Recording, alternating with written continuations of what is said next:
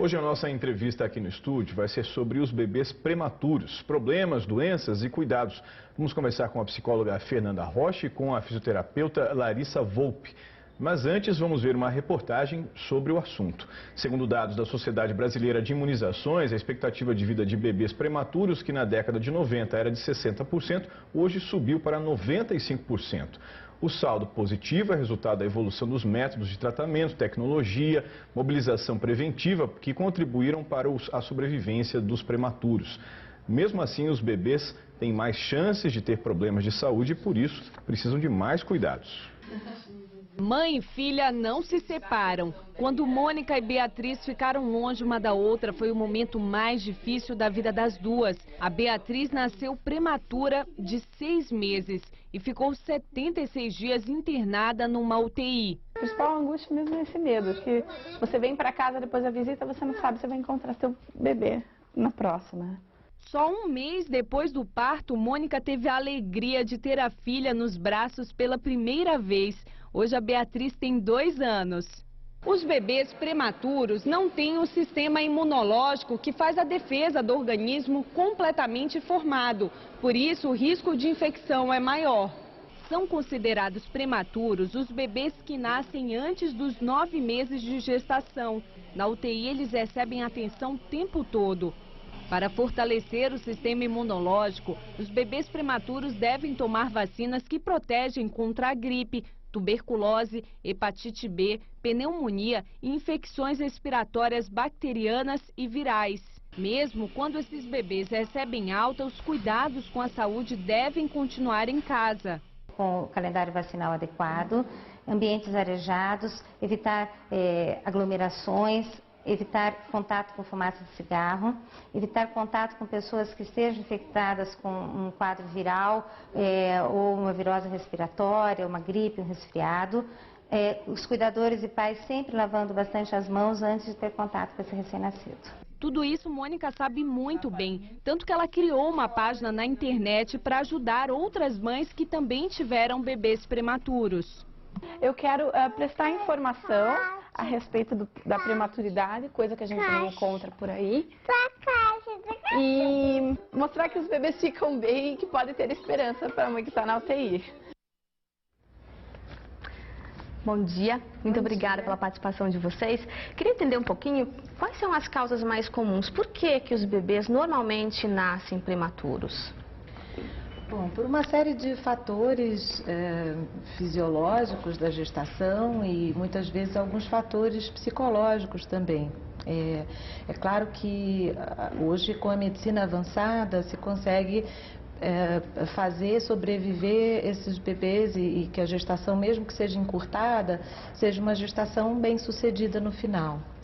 Mas cada vez mais claro, são cada vez mais claros os fatores estressantes também do dia a dia das gestantes, os medos e todas as questões fisiológicas que incluem o nascimento de um bebê. Larissa, a gente viu aí na reportagem que aumentou bastante a sobrevivência dos bebês prematuros, né? A que se atribui isso? Olha, principalmente ao avanço da tecnologia, né? Antigamente a assistência de um bebê prematuro era um pouco mais dificultada, né? Hoje em dia, com esse avanço, os bebês já conseguem nascer com menor tempo gestacional e sobreviver bem, apesar de ter nascido com esse tempo gestacional menor.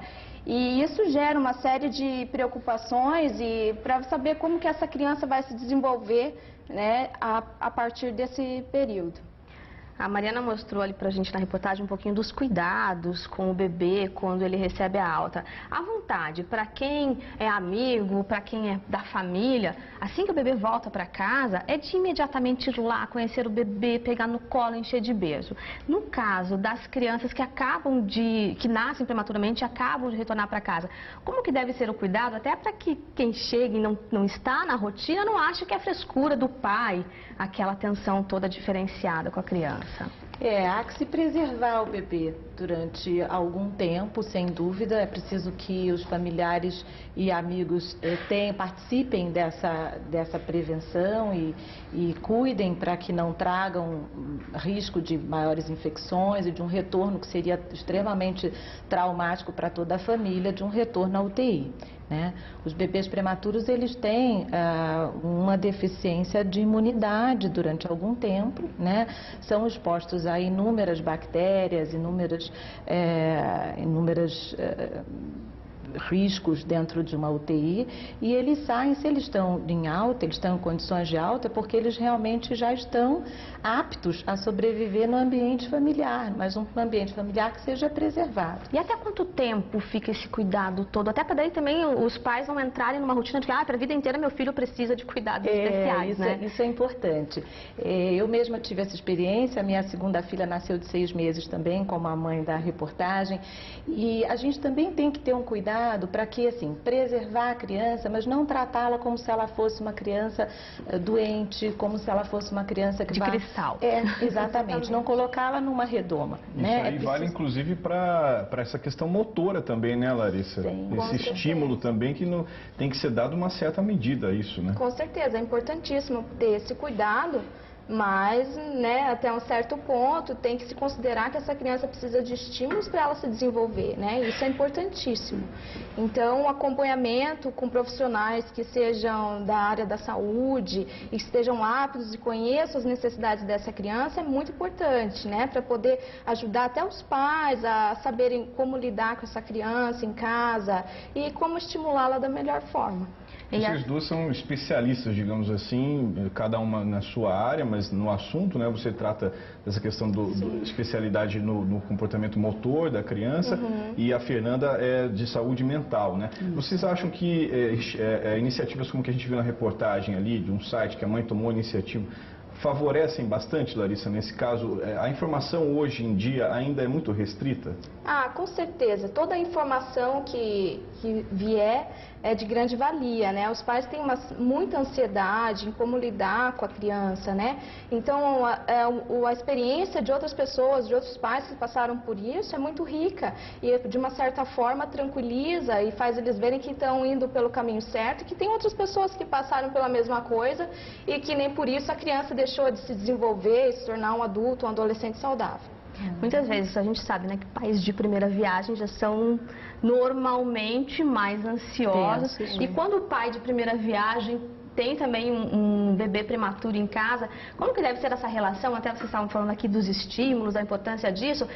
Provavelmente cada coisa acontece no seu momento, existem fases, né?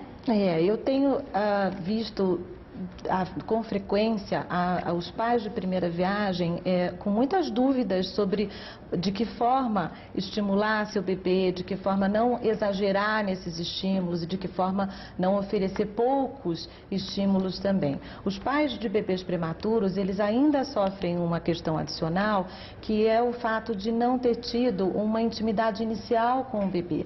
Eles passam durante algum tempo, no caso 70, 60, muitas vezes muito mais dias, longe do bebê e não sendo os grandes especialistas nos seus próprios filhos. Existem outras pessoas mais aptas naquele momento para salvar a vida e para cuidar do bebê dentro de uma UTI. Então, a mãe que muitas vezes não foi especialista nem em segurar o bebê dentro da barriga dela, ela fica muito insegura em relação a como ela deve cuidar desse bebê do lado de fora. E se ela precisaria, então, também de outros especialistas para fazer isso por ela. O que nós descobrimos no processo de estimulação de bebês foi exatamente o inverso, de que é possível que os pais se tornem os verdadeiros especialistas nos seus bebês através do desenvolvimento deles com relação ao vínculo afetivo. Larissa, em relação à parte motora, que tipo de iniciativa deve se tomar ali naqueles primeiros meses para você estimular a criança? Bom, logo no começo, né, as crianças elas devem ser estimuladas mais uma parte mais sensorial. Então, estimular a visão, o tato, a sensação do corpo da criança, para que ela comece a se reconhecer no espaço, né? E, então, é muito rico que os pais façam até mesmo caretas, que estimule com um sorriso, com sons do rosto, né, o que a gente possa fazer com a boca. Isso, principalmente no comecinho, né, da vida, é o que atrai mais os bebês. No começo eles não têm muito interesse nem por brinquedos, então o pai e a mãe têm a maior ferramenta de estimulação nesse momento. E com isso, com o crescimento das crianças, isso, claro, vai se transformando de acordo com a idade, com a necessidade delas. Muito obrigada pela participação de vocês. Bom dia. Eu que agradeço.